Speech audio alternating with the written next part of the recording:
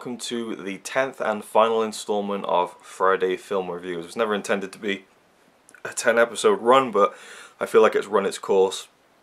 It's losing steam, not as many people are watching or commenting, so I figured, you know, I'll kind of put it to bed now and just do one last final, very quick Friday Film Reviews and talk about all the films I've watched over the past 2 weeks.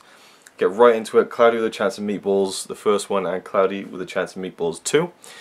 Really enjoyed those films, really colourful, really interesting artistic design and stuff, because all this food, this huge food that gets produced by the main character, who's this aspiring inventor and scientist, and I thought the voice cast was great. The second film in particular, actually no, the first film was really funny. The second film, the jokes got a little worse, but they were kind of really good bad jokes, if you know what I mean. Like there's this huge food kind of island that they're on, and the food is alive, and they're in this, I don't think they're on a boat, but they're in something that's like carrying them down this stream, and there's a leak, like a moving, you know, food animal leak, and they're like, there's a leak in the boat, just stuff like that, which is really lame, but just I found really funny. I really laughed at both of those films. I enjoyed them a lot. I think the second film I enjoyed just a tiny bit more than the first one. Both great. 20 Feet from Stardom, another Oscar-nominated documentary. I talked about a few of them on the last Friday Film Reviews episode.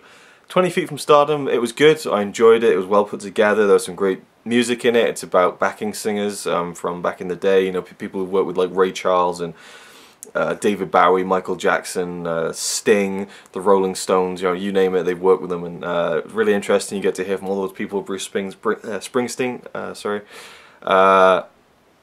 But for me, it just wasn't on the level of all the other Oscar-nominated documentaries I've seen so far. Just nowhere near touching on things that are as powerful, as strong as 20 Feet from Stardom, which was great on its own, but just compared to those, I didn't think it kind of held up.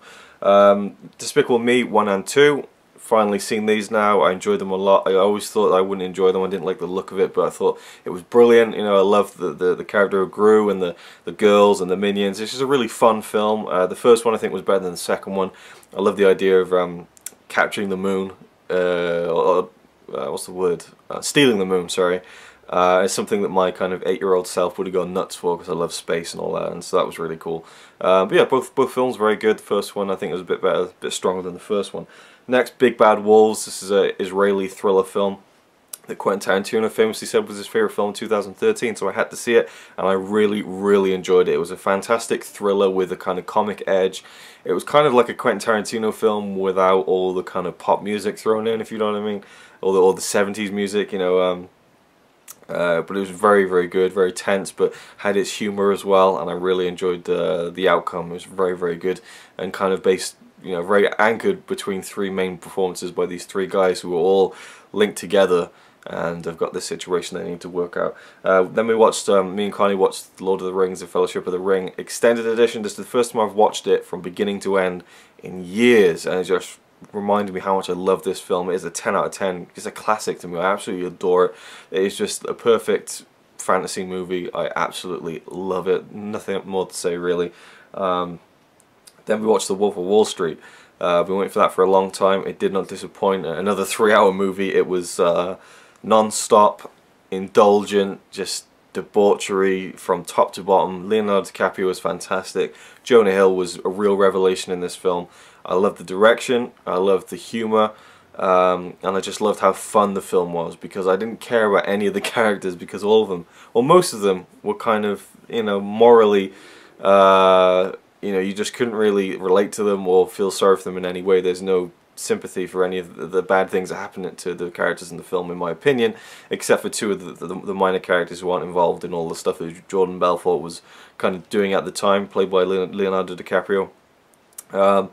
But I think the supporting cast is just absolutely fantastic. There were so many great minor roles, like John Bernthal, Jean Dujardin, the guy from The Artist, was in this. Christine Milioti was fantastic as Leonardo DiCaprio's first wife. There's loads more. Spike Jonze was in this. Rob Reiner was fantastic in this as Jordan Belfort's dad.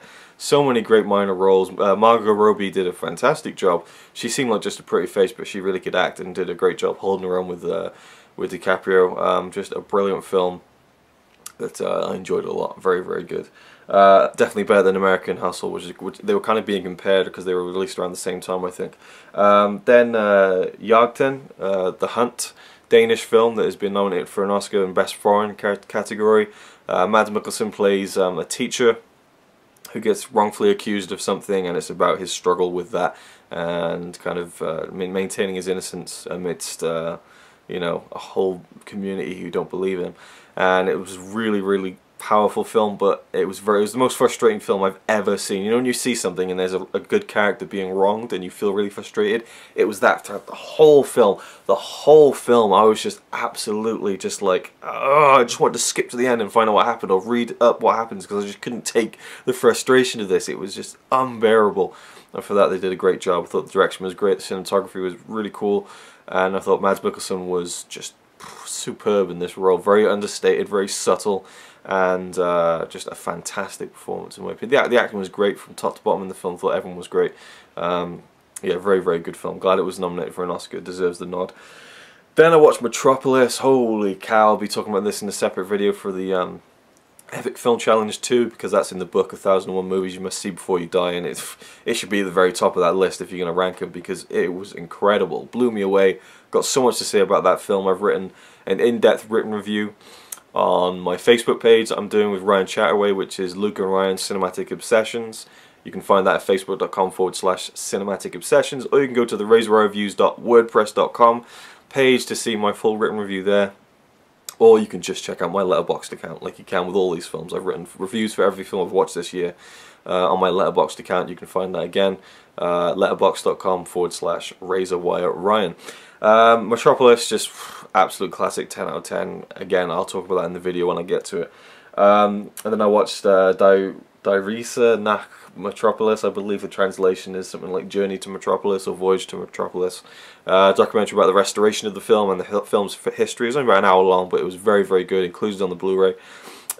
Just a brilliant look at yeah, the restoration of it, and it gives you some good information. It wasn't brilliant. There was some bits, you know, it kind of, I felt like it could have been explained a little better and expanded a little bit longer perhaps, and it got a bit confusing when I'm watching it in German with English subtitles, and then there's someone speaking, I think like Brazilian or something, and as they're speaking in their language, and then the German narrator dubs over that, and then we get the subtitles. It was kind of confusing. Nebraska, finally saw Nebraska. This is the last one I'm going to talk about. Brilliant movie. It was just really great. It was the last kind of big movie of 2013 I've been waiting to see, and I finally got to go and see it, and it was just fantastic. Bruce Dern was amazing in the film, but I thought Will Forte was almost even better as his son. I think June Squibb, who plays the mother / wife character in the film, I forget her name in the film, but she was great as well. And it was a really kind of, it wasn't what I was expecting. It was basically like a bizarre homecoming for a guy who really didn't want to go back to where he first go back to where he came from, and what money will do to people that you know were close to you at one time. Very interesting. I kind of felt like it was building something a bit more with the emotional side of it, but in the end I feel like it was true to the characters and true to the story, and I just thought, yeah, it looked great and was just captivating, funny at times, poignant, and just, yeah, really great film. And I guess I should mention last night we watched Rocky. We didn't finish it, we're going to finish it tonight, but wow, it was a revelation watching Rocky for the first time in about 3 years. I mean, on Blu-ray no less as well. It's just a perfect film. It is absolutely perfect in my opinion. It's flawless. It's just the acting, it's just absolutely, and just the story about how it was made as well, you know, with Stallone writing it and refusing to have it made unless he was starring in it because he believed in himself. He had the conviction to kind of push for that. He got a low budget, just over $1 million, and the film made like 200 times its budget. I mean, could you imagine that if that had happened like now, say like the Avengers, something like with a 300 million budget, and it got 200 times, you know, the money back? I mean, that would just be unbelievable. But yeah, what a money spinner, what a sleeper hit, and just what a fantastic film. You can't compare him to the other films, I don't think. I really like Rocky Balboa, I really like Rocky 2. 3 and 4, they're not great, but I really enjoy them for what they are. 5, I just, yeah, no, no. But the first one, I just forgot just how good it was. Every scene is great. It is just, it's structured so great, it's brilliant. Rocky, you just cannot beat it. So that is the end of Friday Film Reviews. as we get to 10 minutes on my camera. Very, very apt indeed, as it is the 10th edition and the final edition. I might bring it back at some point, but I feel like it's run its course now, and I've probably, you know, I don't need to talk about every single film I do in a video, and because I'm doing Letterboxd now, which I mentioned in my update video, which will hopefully go up before this. Letterboxd is probably a quicker way for me to do it, and you can just go on my Letterboxd account and you can just see reviews for every film I watch, and they could be anywhere from like a few paragraphs to a few sentences, but they're all there. So go follow me on there if you want, or just check my page every now and again. And yeah, thanks for watching, and thanks for tuning into these Friday film reviews videos. I have enjoyed doing them. See you next time. He says he's really cool, but I think he's a tool. Even though I'm sure he's a quite nice guy, really. He's a quite nice guy, really.